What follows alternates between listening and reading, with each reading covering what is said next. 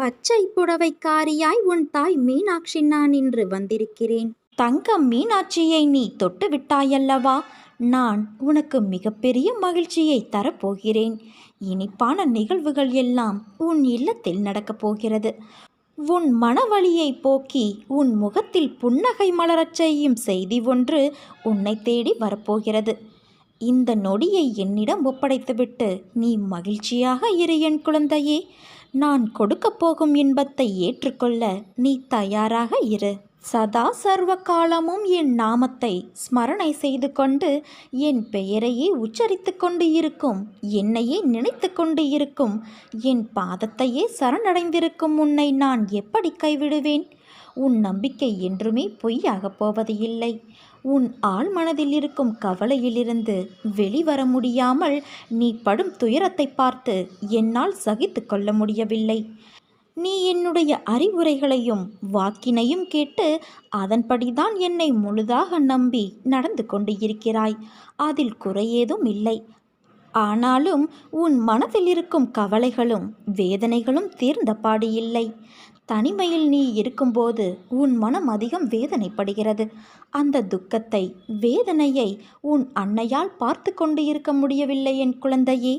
நீ கண்ணீர் விடுவதை பார்த்து இனியும் என்னால் பொறுமையாக இருக்க முடியாது.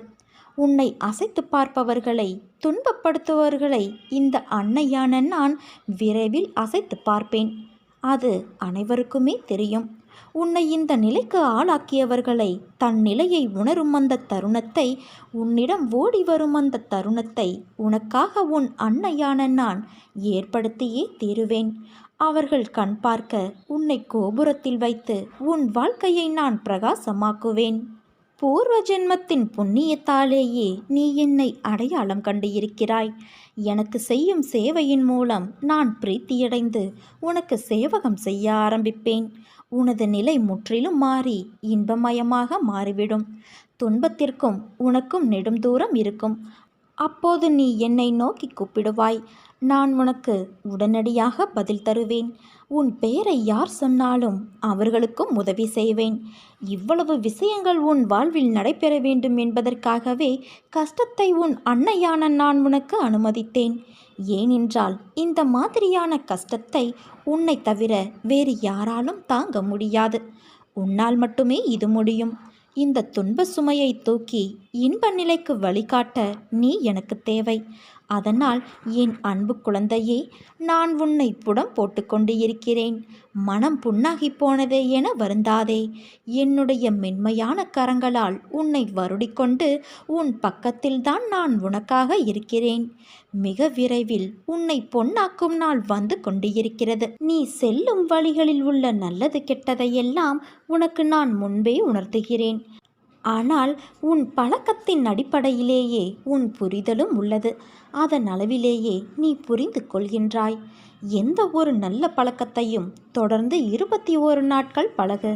அதன் பிறகு அது உன் வாழ்வின் கடைசி வரை விடாமல் வரும். அம்மாவின் குணாதிசயங்கள் பிள்ளைக்கும் இருக்க வேண்டுமல்லவா? நீ என் பிள்ளை அல்லவா? என்னிடம் உள்ள நல்ல குணங்கள் உன்னிடமும் இருக்க வேண்டும்.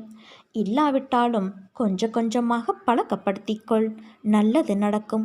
நித்தமும் ஏதாவது ஒரு ரூபத்தில் உன் நிம்மதியை சிதைக்க நிகழ்வுகள் எல்லாம் வடிவம் கொண்டதாய் வருகிறதா?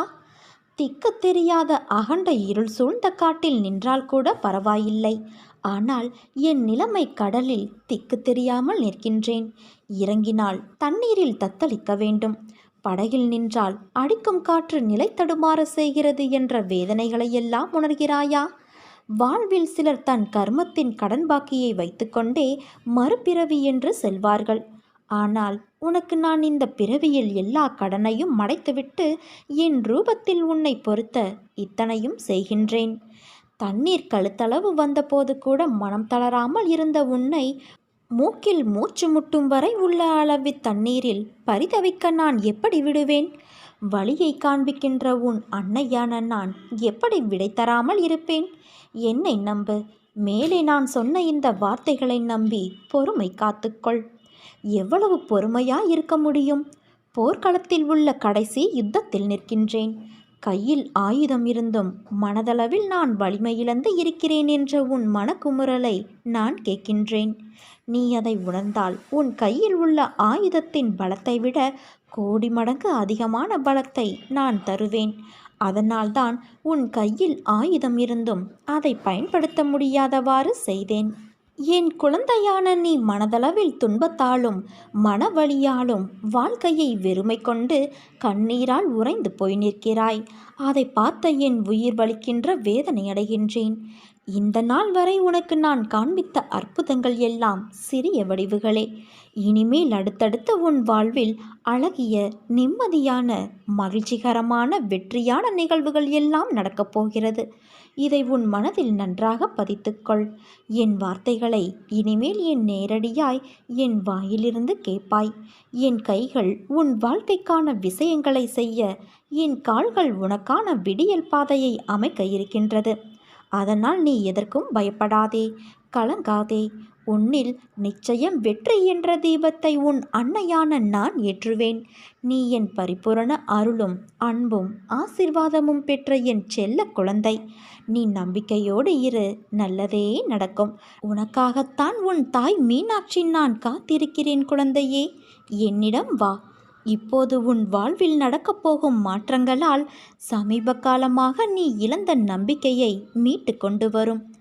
எது உன் வாழ்க்கைக்கு உகந்ததோ அதையெல்லாம் நீ செயல்படுத்தி வெற்றி காண உனக்கு வழி காண்பிப்பேன். நீ எதையும் எதிர்கொள்ளும் தைரியத்தோடு எப்போதும் வாழ்வை எதிர்கொள்ள வேண்டும். நேர்மறை எண்ணங்கள் தான் உன்னை இவ்வளவு தூரம் அழைத்து வந்துள்ளன என் தங்கமே. அதே போல நீ நிச்சயம் முன்னேறப் போகிறாய். உன்னுடைய நிம்மதிக்கும் ஆனந்தத்திற்கும் உன் தாய் மீனாட்சியான நான் உனக்கு உத்தரவாதம் தருகிறேன். என்னை நம்பி இந்த பதிவினை நீ கேள் என் குழந்தையே. இங்கு வாழ்க்கையில் எதுவுமே காரண காரியங்கள் இல்லாமல் நடக்காது. வெட்ட வெளியில் வானில் இறைவனால் அமைக்கப்பட்டுள்ள இந்த உலகங்கள் அனைத்துமே காரண காரியங்களோடு திட்டமிட்டபடி இயங்கி வந்து கொண்டு இருக்கிறது. இந்த உலகத்தில் உள்ள ஒவ்வொருவரும் தனித்தனியாக இதுவரை எடுத்த ஒவ்வொரு பிறவியிலும் வாழ்க்கையில் தினம் செய்த, இப்போது செய்து வரும் ஒவ்வொரு வினைக்கும் சமமான எதிர்வினை ஒன்று இந்த பிரபஞ்சத்தில் பதிவாகி அதுவே உரிய காலங்களில் அவர்களுக்கு திரும்ப நடக்கிறது. இதையே தாத்தா, பாட்டி, அம்மா, அப்பாவே அதே உருவ அமைப்போடு திரும்ப பிள்ளைகளாக பிறந்திருக்கிறார்கள் என்ற அடிப்படையில் அவர்கள் பெயரை நீங்கள் எல்லோருக்கும் வைத்து வருகிறீர்கள். மேலோட்டமாக பார்த்தால் இன்னார் செய்த செயல்களால் தான் இன்னாரெல்லாம் அனுபவிக்கிறார்கள் என்று தோன்றும். ஆனால் ஒரு நெருப்பு உன்னை சுட்டுவிட்டால் நீ நெருப்பின் மீது பழி சுமத்துவது இல்லை. உன்னுடைய கவனக்குறைவோ அல்லது பிறர் வேலை உன்னுடைய கெட்ட நேரம் என்று நினைக்கிறாய். நன்கு யோசித்து பார்த்தால் நன்றும் தீதும் பிறர் செய்து வாராய் என்பதும், நமக்கு நன்மை துன்பம் செய்பவர்கள் வெறும் கருவிகள்தான் என்பதும், நாம் முந்தைய பிறவியில் செய்ததே நமக்கு திரும்ப அந்த கருவிகளின் வடிவில் வருகிறது என்றும் உனக்கு புலப்படும். உன் துன்பத்தை நீயே பெருமளவு உனக்கு நல்ல காலம் வரும் வரையில் குறைத்து கொள்வாய். எல்லாவற்றிற்கும் பின்னால் ஒரு காரணம் நிச்சயம் இருக்கிறது. இறைவனே குரு வடிவில் வருவதால் அவரை நீங்கள் சரணடையும் போது இறைவனால் படைக்கப்பட்ட நீங்களே பிறர் குற்றங்களை மன்னிக்கும் போது உங்களுடைய பெரும்பாலான குற்றங்கள் உங்களுக்கும் மன்னிக்கப்படும். எதிர்காலத்திலும் நீங்கள் குற்றமேதும் செய்யாமல் நல்லவைகளையே செய்யும்படி இறைவனால் பார்த்து கொள்ளப்படும். என்னை நீங்கள் இறை வடிவத்தில் உள்ள குருவாக கருதி என்னை இறுக பற்றினால் மேலே சொன்ன வாழ்க்கையின் பொருளை உங்களுக்கு உணர்த்தி உங்களை பொறுமையாக இருக்க வைத்து நாம ஜபம் ஜெபிக்க வைத்து எதையும் நீங்கள் அனுபவிப்பது முழுவதும் தெரியாமல் என் அருளால் உங்கள் இரும்பு போன்ற கர்மாவை பஞ்சு போலாக்கி தலைக்கு வந்தது தலைப்பாகையோடு போய்விட்டது என்றபடி மட்டும் உங்களை அனுபவிக்க வைத்து அதிலிருந்து ஒவ்வொருவராக உங்களை விரைவில் வெளியில் வர வைத்து உங்கள் விருப்பங்களையும் என் விருப்பங்களையும் நிறைவேற்ற செய்வேன். உன் மனதில் ஏன் இத்தனை பாரம்? இந்த பாரங்களை சுமந்து கொண்டு எத்தனை தூரம் உன்னால் செல்ல முடியும்? என் பிள்ளையே, இதை கொஞ்சம் இறக்கி வைத்தால்தான் என்ன? சுமையோடு உன்னால் வெகு தூரம் செல்ல முடியாது. உன் பாரத்தை என் மீது இறக்கி வைத்துவிட்டு மிதமான மனதோடு வாழ்வை நடத்து. உனக்கு வலிமையான வெற்றியை உன் அன்னையான நான் தருகிறேன்.